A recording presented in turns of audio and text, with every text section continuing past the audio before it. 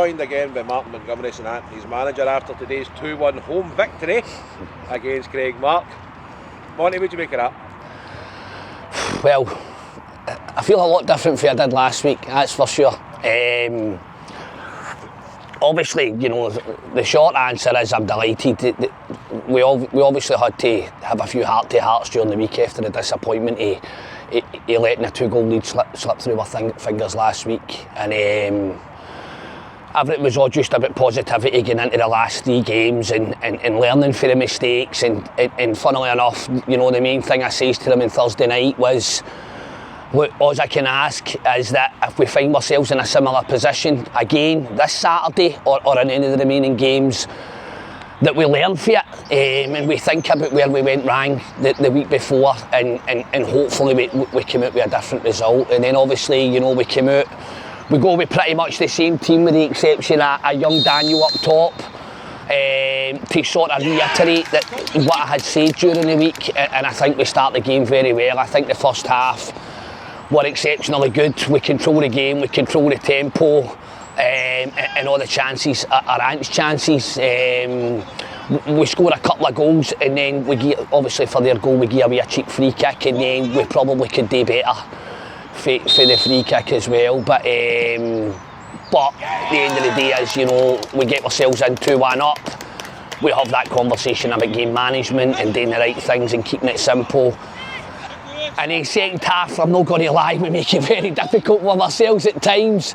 But which, to be fair, is quite often the case. You know what I mean? Anybody in football will tell you it can sometimes be very difficult and sometimes harder to play against 10 men than what it is against 11. And it's all fine and well, you know, talking about doing the right things and whatever else. But when you're on the pitch and you're in the position that these boys have found themselves in, having had the season that they've had, you've got to make exceptions for the fact that things are going to be difficult and human nature kicks in at times and for the best of intentions, sometimes it does turn into a bit of slog and a bit of a grind, but the big positive is the day is, in many aspects, we learned from our mistakes, we stuck together as a group, and as I say, as nervy as it got towards the end, we got out of the line and that was the most important thing. So, you know, the plan was to try and get as many points as aboard as we can over the last 3 games, and at the very least ask some questions of the teams round about them and make them work. And you know, the first phase of that's been done, we'll be picking up the points today.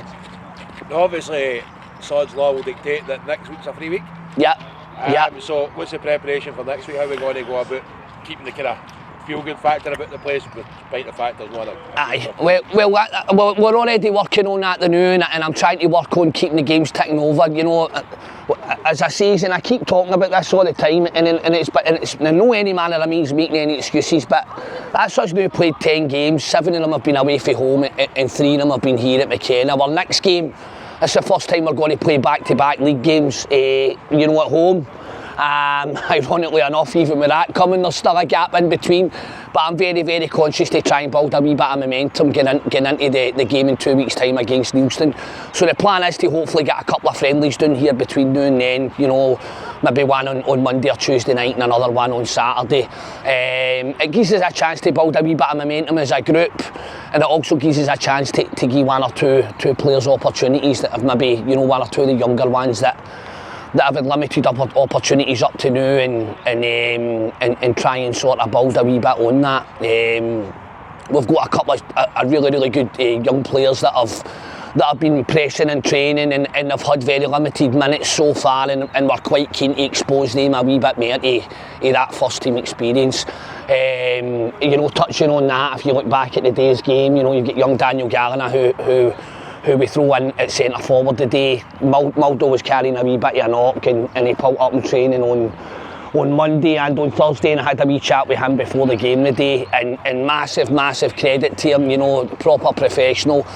He was honest in his assessment of where he felt he was at. It would have been easier for him to say, no, I'm good to go, but he was honest and helped make that decision to throw the wee man in there the day. And I think, you know, an 18-year-old boy in there in such a massive game, playing at centre forward, and I have to say alongside, you know, young Mac in the middle of the park as well, 2 18-year-old boys, and I honestly felt, particularly in the first half, they were arguably the 2 best players on the pitch.